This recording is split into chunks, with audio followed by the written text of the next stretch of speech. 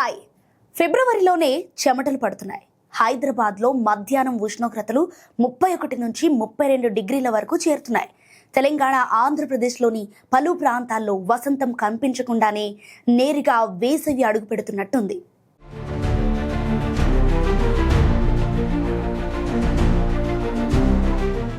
భారత వాతావరణ శాఖ గణాంకాల ప్రకారం దేశంలోని అనేక ప్రాంతాల్లో ఉష్ణోగ్రతలు సాధారణం కంటే 3 నుంచి 5 డిగ్రీలు ఎక్కువగా నమోదవుతున్నాయి.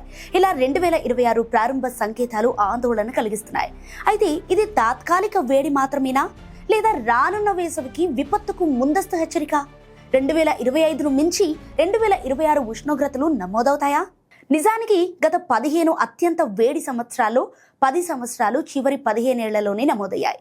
గ్లోబల్ వార్మింగ్ ప్రభావం భారత్లో వేగంగా పెరుగుతోందన్న దానికి ఈ లెక్కలే సంకేతం. 2026 ఫిబ్రవరి మొదటి 2 వారాల్లోనే దేశంలోని 25కు పైగా ప్రధాన నగరాల్లో గరిష్ట ఉష్ణోగ్రతలు సాధారణం కంటే 3 నుంచి 5 డిగ్రీలు ఎక్కువగా రికార్డయ్యాయి. తెలంగాణ, ఆంధ్రప్రదేశ్లో రాత్రి ఉష్ణోగ్రతలు కూడా 2 నుంచి 4 డిగ్రీలు అధికంగా ఉన్నాయి. కనిష్ట ఉష్ణోగ్రతలు పెరగడం అంటే రాత్రి వేళ శరీరానికి విశ్రాంతి దక్కకపోవడం. ఇది హీట్ స్ట్రెస్ ప్రమాదాన్ని పెంచుతుంది.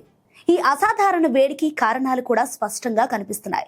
ఉత్తర దిశ నుంచి చల్లని గాలులు బలహీనపడటం, పశ్చిమ దిక్కు నుంచి వచ్చే వాయు వ్యవస్థలు తక్కువగా ఉండటం, ఆకాశం ఎక్కువసేపు నిర్మలంగా ఉండటం వల్ల భూమిపై వేడి త్వరగా పేరుకుపోతోంది.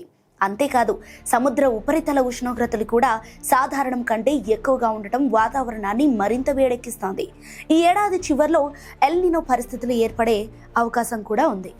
ఎల్ నినో ప్రభావం ఉంటే భారత్లో వేసవి మరింత తీవ్రమవుతుంది.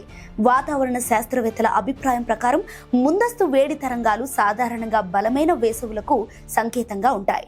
మార్చి నుంచి మే మధ్యకాలంలో తీవ్ర హీట్ వేవ్లు నమోదయ్యే అవకాశాలు పెరుగుతాయి. 2022, 2023లో దేశవ్యాప్తంగా నమోదైన హీట్ వేవ్ల వల్ల విద్యుత్ వినియోగం గరిష్ట స్థాయికి చేరింది.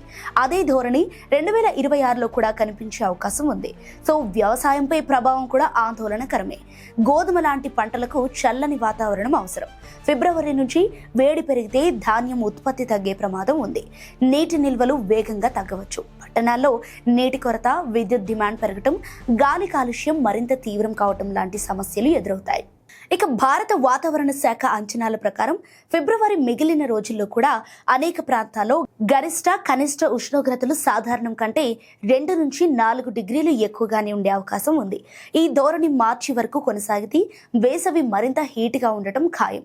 ఇక ఫిబ్రవరిలోనే ఇలా చెమటలు పట్టిస్తున్న ఈ వేడి ఒక సాధారణ వాతావరణ మార్పు కాదు. ఇది ఒక హెచ్చరిక, ప్రకృతి పంపిస్తున్న స్పష్టమైన సంకేతం. 2026 నిజంగా 2025 కంటే వేడిగా మారుతుందా అన్నది రాబోయే నెలలు చెబుతాయి. కానీ వేడి తరంగాల యుగం ఇప్పటికే మొదలైందన్నది మాత్రం అందరూ అంగీకరించాల్సిన నిజం.